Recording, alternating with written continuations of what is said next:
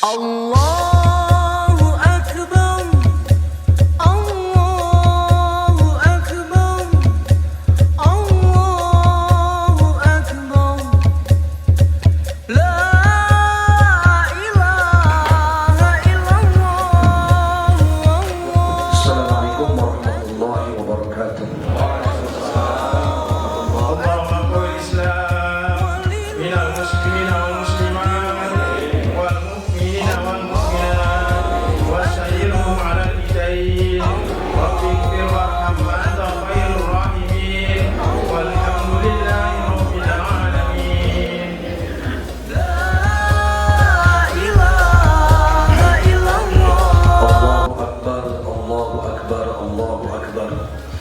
Allahu Akbar, Allahu Akbar, Allahu Akbar. Allahu Akbar, Allahu Akbar, Allahu Akbar, Allahu Akbar, walillahil hamd. Allahu Akbar kabira, walhamdulillahi katsira, wa subhanallahi bukratan wa asila.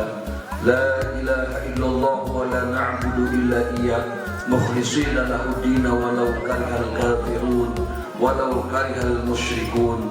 La ilaha illallah wahdah, sadaqa wa'dah, wa nasara 'abdahu wa 'azza jundahu wa hazama al-ahzaba wahdah. La ilaha illallah wallahu akbar, Allahu akbar, walillahil hamd.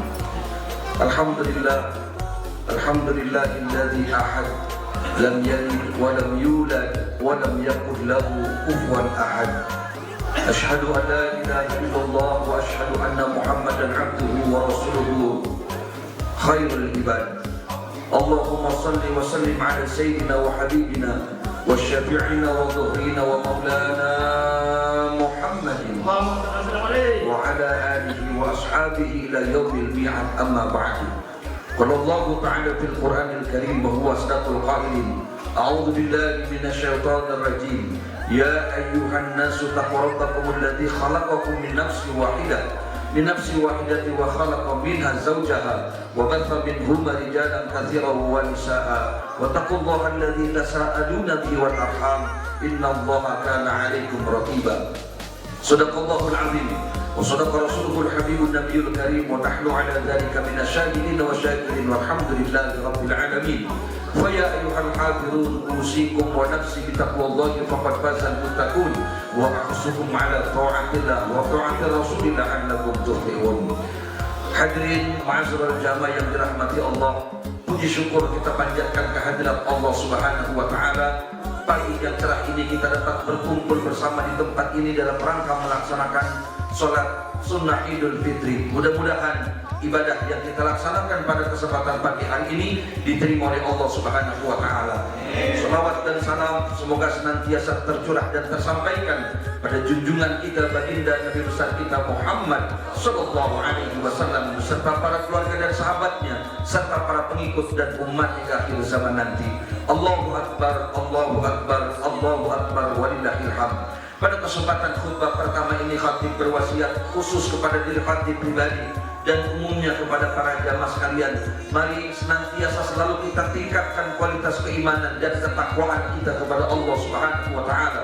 Takwa dalam arti yang sebenar-benarnya takwa. Kita berusaha sekuat tenaga untuk melaksanakan segala perintah-perintah Allah dan berusaha sekuat tenaga pula untuk menjauhi apa yang telah dilarang oleh Allah Subhanahu wa taala. Karena yakinlah hadirin bahwa modal untuk mencapai kebahagiaan dunia dan akhirat tiada lain kecuali dengan modal iman dan takwa kepada Allah Subhanahu wa taala. Dan perlu jadi catatan besar juga buat kita bahwa manusia yang mulia di hadapan Allah itu bukan manusia yang paling tinggi pangkat jabatan dan kedudukannya. Sebab jika pangkat jabatan dan kedudukan yang menjadi ukuran kemuliaan manusia di hadapan Allah, maka barangkali Fir'aun manusia yang paling mulia di hadapan Allah. Orang yang mulia di hadapan Allah juga bukan orang yang paling tinggi ilmunya. Sebab jika ilmu yang menjadi standar kemuliaan kita di hadapan Allah, maka Hamanlah manusia yang paling mulia di hadapan Allah.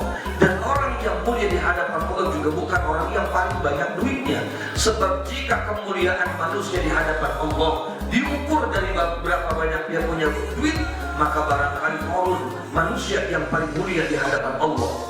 Tapi faktanya mereka semua Fir'aun, Haman dan Qarun dihinakan oleh Allah sehina-hinanya. Ini membuktikan kepada kita bahwa pangkat, jabatan dan kedudukan, ilmu yang kita miliki, harta yang kita punya tidak kemudian menyebabkan kita mulia di hadapan Allah. Yang membuat kita manusia menjadi mulia di hadapan Allah adalah karena ketakwaan kita kepada Allah Subhanahu wa taala. Sebagaimana firman Allah dalam Al-Qur'an, "Inna akramakum indallahi atqakum." Kata Allah, orang yang paling mulia di antara kalian adalah yang paling takwa kepada Allah Subhanahu wa taala. Allahu akbar, Allahu akbar, Allahu akbar, walillahil hamd. Hadirin, dari mulai semalam sampai pagi ini serentak seluruh umat muslim yang ada di negara ini, baik di masjid, mushola dan berbagai tempat ibadah muslim, mengumandangkan takbir sebagai tanda berakhirnya bulan suci Ramadan. Setelah pemerintah melalui Kementerian Agama, melalui Sidang Isbat memutuskan bahwa hari ini jatuh 1 Syawal. Mulai dari ba'da Isya semalam kita sudah mengumandangkan takbir mengagungkan Allah Subhanahu wa taala. Kumandang takbir sudah barang tentu menjadi pertanda bahwa berakhirnya bulan suci Ramadan. Allahu akbar, walillahil hamd. Begitu takbir berkumandang sebagai tanda berakhirnya bulan suci Ramadan, maka ada beberapa sikap manusia menyikapi takbir dan menyikapi berakhirnya bulan Ramadan ini. Pertama, ada manusia yang merasa bersedih. Ada orang yang merasa bersedih dengan berakhirnya bulan suci Ramadan. Bukan bersedih belum punya pakaian baru, belum punya makanan lebaran, tapi dia sadar betul bahwa dia berpisah dengan bulan yang istimewa, yaitu bulan Ramadan. Kenapa Ramadan bulan istimewa? Karena hadirin yang dirahmati Allah, dia sadar betul bahwa satu-satunya bulan yang disebut oleh Allah dalam Al-Quran secara nyata dan tegas hanya bulan suci Ramadan. Al-Quran 30 juz, 114 surat, 6.600 ayat lebih, itu menyebut nama bulan hanya 1 kali di dalam Al-Quran dan hanya di dalam 1 ayat. Nama bulan ada 12 bulan dalam 1 tahun, yang disebut hanya 1 bulan, yaitu bulan suci Ramadan. Di dalam Al-Quran surat Al-Baqarah ayat 185 Allah berfirman, "Syahrul Ramadan alladzi unzila fil Qur'an." Hanya di dalam ayat itu Allah menyebut nama bulan. Tidak ada di ayat-ayat lainnya, tidak ada di surat-surat lainnya. Artinya ini menunjukkan bahwa Ramadan itu bulan yang istimewa. Karena biasanya hadirin, jika sesuatu itu disebut dalam Al-Quran, maka ini menandakan sesuatu itu luar biasa dan istimewa. Seperti halnya sholat sunnah, banyak sholat sunnah, tapi ada satu sholat sunnah yang disebutkan dalam Al-Quran. Di dalam surat Al-Isra Allah berfirman, "Wa minal laili fatahajjad bihi." Hanya sholat tahajud yang secara nyata dan tegas sholat sunnah yang disebut dalam Al-Quran. Ini menandakan berarti sholat tahajud itu luar biasa dan istimewa. Sama halnya dengan Ramadan, ketika disebut dalam Al-Quran, maka ini menandakan Ramadan luar biasa dan Ramadan istimewa. Bagaimana tidak istimewa? Bulannya istimewa, bahkan gak cukup sampai di situ. Allah juga siapkan ibadah yang istimewa yang hanya ada di bulan suci Ramadan, tidak akan pernah kita temui di bulan-bulan lainnya. Di antara ibadah yang istimewa yang Allah siapkan ayat khusus hanya ada di bulan suci Ramadan, yang tidak akan pernah kita temui di luar Ramadan. Satu adalah ibadah puasa. Apa bedanya puasa Ramadan dengan di luar Ramadan? Di luar Ramadan juga ada puasa, ada di luar Ramadan ada puasa, tapi status hukumnya yang membedakan. Kalau di bulan Ramadan puasa yang hukumnya wajib, di luar Ramadan puasa yang hukumnya sunnah. Di luar Ramadan juga ada puasa wajib, ada, tapi sifat kewajibannya beda dengan kewajiban di luar Ramadan. Kalau puasa Ramadan itu sifat kewajibannya menyeluruh kepada muslim, laki-laki dan perempuan yang sudah memenuhi syarat, maka dia wajib untuk mengerjakan puasa. Kalau puasa wajib di luar Ramadan, itu puasa wajib yang sifatnya personal, yang sifatnya individu, tidak menyeluruh. Seperti misalnya puasa nazar, yang puasa wajib hanya orang yang bernazar saja. Atau puasa qadha, puasa membayar hutang saat kita tertinggal atau tidak melaksanakan ibadah Ramadan karena sebab yang dibenarkan oleh syar'i, maka dia wajib bayar di luar Ramadan bagi yang punya hutang puasa. Atau puasa dam bagi orang yang melaksanakan ibadah haji tamattu atau qiran, maka dia wajib untuk untuk membayar dam. Hanya dia saja, yang lainnya tidak. Kewajibannya personal, individu, beda dengan kewajiban puasa Ramadan yang sifat wajibnya menyeluruh kepada muslim, laki-laki dan perempuan yang sudah memenuhi syarat, maka dia wajib untuk mengerjakan ibadah puasa. Allahu Akbar, Allahu Akbar, Allahu Akbar, walillahil hamd. Yang kedua, selain ibadah puasa yang hanya ada di Ramadan, yang kedua adalah ibadah sholat sunnah taraweh. Walaupun taraweh ini sunnah, dia hanya ada di bulan suci Ramadan. Tidak akan pernah kita temui sholat tarawih ini di luar daripada bulan suci Ramadan. Dan yang ketiga, ibadah yang istimewa yang Allah siapkan yang hanya ada di bulan suci Ramadan, tidak ada di bulan lainnya, adalah ibadah membayar zakat. Paling tidak zakat fitrah. Zakat fitrah hanya ada di bulan suci Ramadan. Maka hadirin yang dirahmati Allah, begitu Ramadan berakhir dengan dikumandangkan takbir di mushola dan di masjid, Allahu Akbar, Allahu Akbar, Allahu Akbar, maka orang yang mendengar ini merasa bersedih. Dia bersedih karena dia ditinggalkan dan berpisah dengan bulan suci Ramadan. Dia sadar betul tahun depan belum tentu bisa berjumpa lagi dengan Ramadan. Setiap tahun Ramadan ada, setiap tahun Ramadan pasti ada. Yang jadi pertanyaan, kitanya masih ada atau tidak? Itu yang menjadi pertanyaan kita. Setiap tahun Ramadan pasti ada, tapi pertanyaannya, apakah Ramadan tahun depan kita masih hidup atau tidak? Maka begitu takbir berkumandang, orang ini merasa bersedih, berpisah, dan ditinggalkan dengan bulan suci Ramadan. Kelompok yang kedua, ada kelompok orang yang begitu takbir berkumandang sebagai tanda berakhirnya Ramadan. Ada kelompok yang senang, kelompok yang gila. Untuk kelompok kedua ini ada dua kelompok. Yang pertama sudah barang tentu yang girang, yang senang dengan berakhir Ramadan adalah kelompok anak-anak.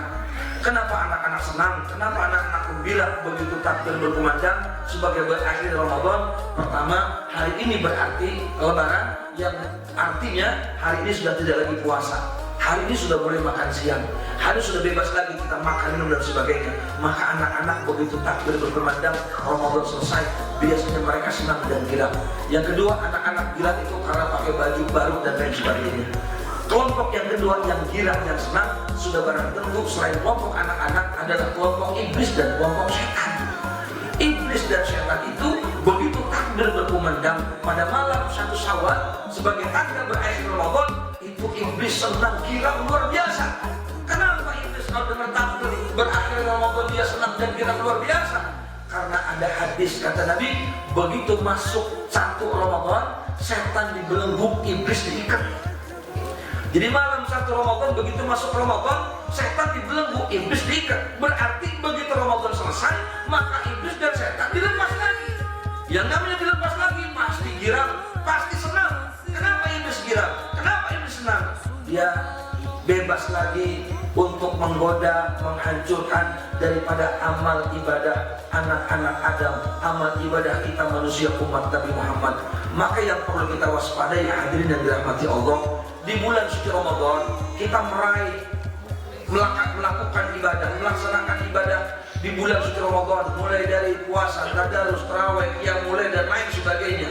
Kita meraih amal ibadah, melakukan amal ibadah sebanyak-banyaknya, itu penting. Dan yang lebih penting adalah juga setelah Ramadan ini, bagaimana kita mempertahankan ibadah kita setelah Ramadan dengan sebaik-baiknya. Maka wajar kan dengan dirahmati Allah, begitu di bulan Ramadan kita melihat ada orang yang begitu solehnya, masjid begitu makmurnya, musola begitu ramainya, tapi begitu selesai Ramadan maka kembali seperti semula. Orang-orang kembali seperti aktivitas biasa. Nggak usah jauh-jauh dari Ramadan. Setelah sholat Id di zuhur pertama di tanggal 1 Syawal, itu masjid kembali sepi, orang sibuk dengan kegiatannya. Kenapa seperti itu? Orang kembali seperti biasanya karena memang setan sudah dilepas kembali. Allahu Akbar, Allahu Akbar, Allahu Akbar, walillahil hamd. Dan kelompok yang ketiga yang begitu takbir berkumandang, kelompok pertama ada yang merasa bersedih, kelompok kedua ada yang merasa senang dan girang. Yang ketiga ini ada kelompok orang yang begitu takbir berkumandang biasa-biasa saja, sedih enggak, girang juga enggak. Siapa mereka? Mereka ini adalah kelompok orang yang waktu di bulan Ramadan tidak melakukan ibadah apa-apa. Puasa tidak, sholat 5 waktu tidak, tadarus apalagi, tahajud jauh. Maka begitu Ramadan berakhir, begitu takbir berkumandang, yang lain sedih, bahkan ada yang gembira.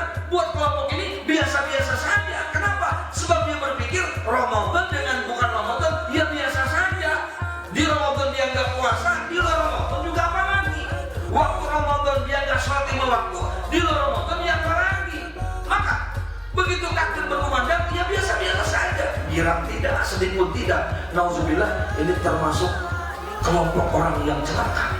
Maka mudah-mudahan hadirin yang dirahmati Allah, ibadah Ramadan yang sudah kita jalani selama sebulan penuh, mulai dari puasa, tarawih, tadarus, sholat waktu berjamaah dan lain sebagainya, mudah-mudahan diterima oleh Allah Subhanahu wa taala. Dan Ramadan tahun ini mampu menghantarkan kita menjadi manusia-manusia yang bertakwa kepada Allah Subhanahu wa taala. Sebagai penutup dari khutbah Idul Fitri pada pagi hari ini, ada satu kisah dulu di kota Mekah Al-Mukarramah pada saat musim haji. Di kota Mekah Al-Mukarramah itu ada seorang yang sangat terkenal amanah. Banyak orang yang menitip amanah kepada orang yang terkenal amanah ini. Apa saja pun dititipkan, mulai dari uang, barang dan sebagainya. Bahkan tidak sedikit orang yang menitip amanah omongan dan sebagainya, menitip pesan dan sebagainya. Satu hari ada seorang jamaah haji ketika akan melaksanakan wukuf di padang Arafah, orang ini menitipkan bekalnya kepada orang yang amanah yang sangat terkenal di Mekah Al-Mukarramah ini. Beberapa barang bawaannya termasuk ongkos buat pulang ke negaranya. Begitu dia dititipkan, tanggal 9 Dzulhijjah dia berangkat wukuf kepada Arafah untuk melaksanakan ibadah haji. Karena kata Nabi, al-hajju Arafah, haji itu wukuf di Arafah. Maka orang yang tidak wukuf di Arafah, dia berangkat ke tanah suci dari berbagai macam negara, masuk ke kota Mekah, tapi tidak melakukan wukuf, maka berarti dia tidak melaksanakan ibadah haji. Begitu selesai dia wukuf, kemudian dia kembali kepada orang yang dia titipin amanah itu beberapa barangnya. Ternyata hadir yang dirahmati Allah, begitu sampai ke rumahnya, orangnya sudah meninggal dunia. Begitu orangnya sudah meninggal dunia, maka secara otomatis dia tanyakan kepada ahli warisnya, dia tanyakan kepada anak-anak almarhum, adakah pesan orang tua kalian sebelum meninggal? Kenapa? Karena dulu kemarin sebelum saya berangkat wukuf, saya menitipkan beberapa barang kepada orang tua Anda. Apa jawab anak-anaknya? Tidak ada pesan yang disampaikan oleh bapak kami kepada kami semua. Akhirnya orang ini bingung. Datanglah orang ini kepada para ulama yang ada di Mekah, minta petunjuk dan pendapat. Ada satu ulama yang bilang begini, kalau begitu begini saja, nanti malam kau berangkat ke sumur Zam-Zam. Kemudian di bibir sumur Zam-Zam kamu panggil nama orang itu. Kalau dia nyautin panggilanmu, maka orang ini insya Allah calon penghuni surga. Singkat cerita, begitu malam orang ini berangkat ke Masjidil Haram, kemudian dia berangkat ke sumur Zam-Zam. Begitu disampai di bibir sumur Zam-Zam, dia panggil nama orang yang meninggal yang dia titipin amanah itu, dititipin barang-barang itu. Kemudian dipanggil, Fulan, Fulan, tidak ada jawaban dari dalam. Sampai beberapa kali panggilan tidak ada jawaban dari dalam itu. Sampai kemudian capek, kemudian dia pulang ke rumah. Besok paginya dia datang kepada ulama tersebut. Dia bicarakan, dia omongin, dia sampaikan apa yang sudah dia lakukan. Bahwa dia sudah ke sumur Zam-Zam dan dipanggil, ternyata tidak ada jawaban dari dalam. Apa kata ulama ini? Jangan-jangan orang itu calon penghuni neraka. Ya sudah, begini saja. Kamu berangkat ke Yaman. Di Yaman itu ada sumur Burkhut namanya. Itu sangat terkenal di Yaman, itu sumur Burkhut. Ada lembah Burkhut namanya. Konon sumur Burkhut itu tempat arwah orang-orang munafik yang dimasukkan ke situ. Sehingga sumur itu mengeluarkan aroma bau yang sangat tidak sedap. Berangkatlah orang ini ke Yaman. Kata ulama tadi, kalau dia penghuni neraka, maka dia akan ada jawaban dari situ. Berangkat dia ke Yaman, ternyata begitu dia tanya di Yaman itu, sangat terkenal sekali sumur Burkhut itu. Begitu sampai di bibir sumur Burkhut, dia panggil, Fulan. Baru satu kali panggilan, ada jawaban dari dia. Oh ya, ada apa? Saya di sini. Saya kemarin waktu saya mau wukuf, saya titipin beberapa barang saya kepada Anda. Saya tanya kepada anak-anak Anda, mereka tidak tahu. Oh ya betul. Memang barang-barang kamu saya simpan dengan aman. Ada. Saya memang tidak sampaikan kepada anak-anak saya. Saya khawatir anak-anak saya tidak seamanah seperti saya. Terus di mana barang-barang saya? Barang-barang kamu saya simpan rapi. Saya timbun, saya pendam di belakang rumah saya. 10 meter dari pintu dapur belakang rumah. Nanti kau gali di situ ada barang-barang kamu. Oh ya sudah kalau begitu. Sebelum ini orang balik, sebelum ini orang pulang, dia tanya, oh ya Fulan, waktu saya panggil kamu di sumur Zam-Zam, Nggak ada jawaban dari situ.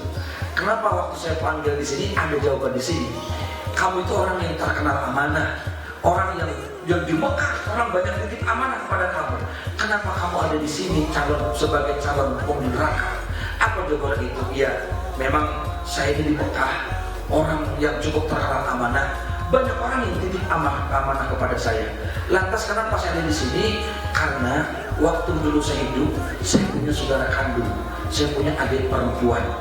Waktu saya hidup itu, saya tidak peduli dengan adik kandung saya. Saya nggak tahu tuh bagaimana kondisi adik kandung saya. Hari ini dia makan atau tidak, perutnya lapar apa kenyang, dia sakit apa sehat. Saya nggak peduli itu dengan saudara saya. Atas asbab itulah sampai kemudian saya meninggal dunia, Allah mentakdirkan dan menetapkan saya sebagai calon penghuni neraka. Padahal orang ini cukup amanah. Hadirin yang dirahmati Allah, ini kisah membuktikan hadis Rasulullah, kata Nabi dalam hadis Sahih Muslim, nanti semua manusia akan lewat di titian Shiratal Mustaqim. Di tengah titian Shiratal Mustaqim itu akan ada dua pertanyaan yang diajukan malaikat. Satu, soal amanah. Dua, soal hubungan kekerabatan antar keluarga. Kalau dua-duanya ini beres, dua-duanya ini rapi, maka alamat lancar kita lewat di titian Shiratal Mustaqim. Tapi kalau dua-duanya ini rusak atau salah satunya, maka alamat tidak akan lulus kita lewat di titian Shiratal Mustaqim. Seperti orang tadi yang begitu amanah, terkenal amanah luar biasa, tapi ternyata hubungan kekeluargaannya, hubungan dengan keluarganya kurang baik, maka itulah yang menyebabkan dia ditetapkan sebagai calon penghuni neraka. Maka orang itu berpesan, kalau Anda balik ke Mekah, tolong sampaikan kepada adik kandung saya, sampaikan maaf saya kepada keluarga saya. Begitu selesai kembali ke Mekah, disampaikan salamnya, permohonan maafnya kepada adik kandungnya, dan kemudian adiknya memaafkan apa yang dilakukan kakaknya. Akhirnya kakaknya kemudian kembali ditetapkan sebagai calon penghuni surga.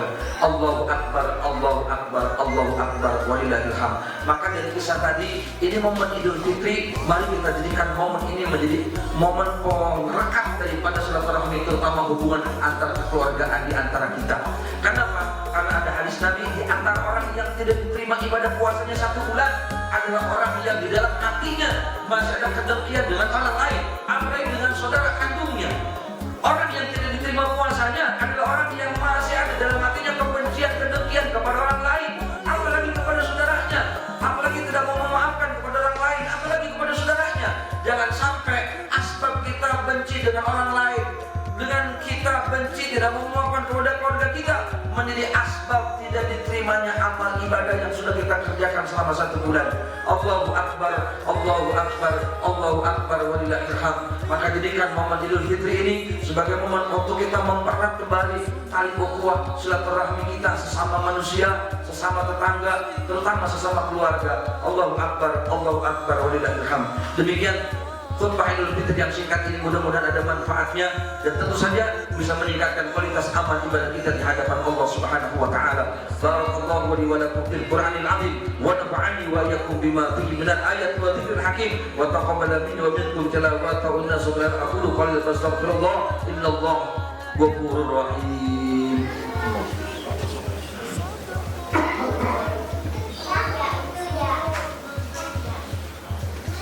Allahu Akbar, Allahu Akbar, Allahu Akbar, Allahu Akbar, Allahu Akbar, Allahu Akbar, Allahu Akbar, walillahil hamd. Alhamdulillah, alhamdulillah nahmaduhu wa nasta'inuhu wa nastaghfiruh wa na'udzu billahi min shururi anfusina wa min sayyiati a'malina. Man yahdihillahu fala mudilla lahu wa man yudlilhu fala hadiya lahu. Asyhadu an la ilaha illallah wahdahu la syarika lahu wa asyhadu anna Muhammadan 'abduhu wa rasuluhu la nabiyya ba'dahu. Allahumma shalli 'ala sayyidina wa habibina wa syafiina wa maulana Muhammadin wa 'ala alihi wa ashabihi ila yaumil qiyamah, amma ba'du. Qala Allah ta'ala fil Qur'anil Karim wa huwa asdaqul qailin. A'udzu billahi minasyaitonir rajim. Ya ayyuhalladzina amanu kutiba 'alaikumus syiyam kama kutiba على الذين من قبلكم لعلكم تتقون صدق الله العظيم وصدق رسوله الحبيب النبي الكريم ونحن على ذلك من الشاهدين والشاكرين والحمد لله رب العالمين فيا أيها الحاضرون أوصيكم ونفسي بتقوى الله فقد فاز المتقون وأحثكم على طاعة الله وطاعة رسول الله لعلكم تفلحون إن الله وملائكته يصلون على النبي يا أيها الذين آمنوا صلوا عليه وسلموا تسليما اللهم صل وسلم على أفضل الخلق المهديين الذين قضوا بالحق وبك يعدلون أبي بكر وعمر وعثمان وعلي والجامع والصحابة أجمعين ولتابعين إلى يوم الدين وأنا معكم بك وجودك يا رب العالمين اللهم اغفر للمسلمين والمسلمات والمؤمنين والمؤمنات الأحياء منهم والأموات إنك سميع قريب مجيب دعوات يا قاضي الحاجات اللهم انصر الإسلام والمسلمين وانصر الجيوش الموحدين وعلي كلمتك إلى يوم الدين اللهم أعز الإسلام والمسلمين واهلك الكفرة والمشركين ودمر أعداءك أعداء الدين اللهم إنا نعوذ بك من جهل البلاء ودرك السقط وسمطة الأعداء يا الله يا ربنا ampuni segala dosa dan kesalahan kami ya Allah.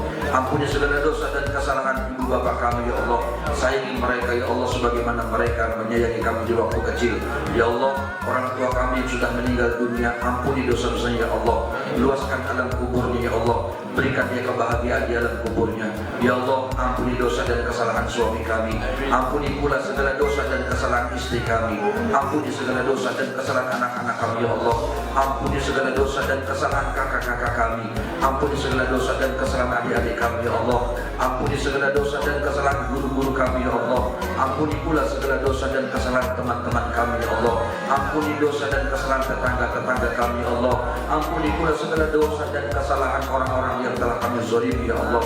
Allahumma arinal haqqa haqqa warzuqna ittiba'ah wa arinal batila batila warzuqna ijtinabah. Ya Allah, nyatakan kepada kami bahwa yang benar adalah benar.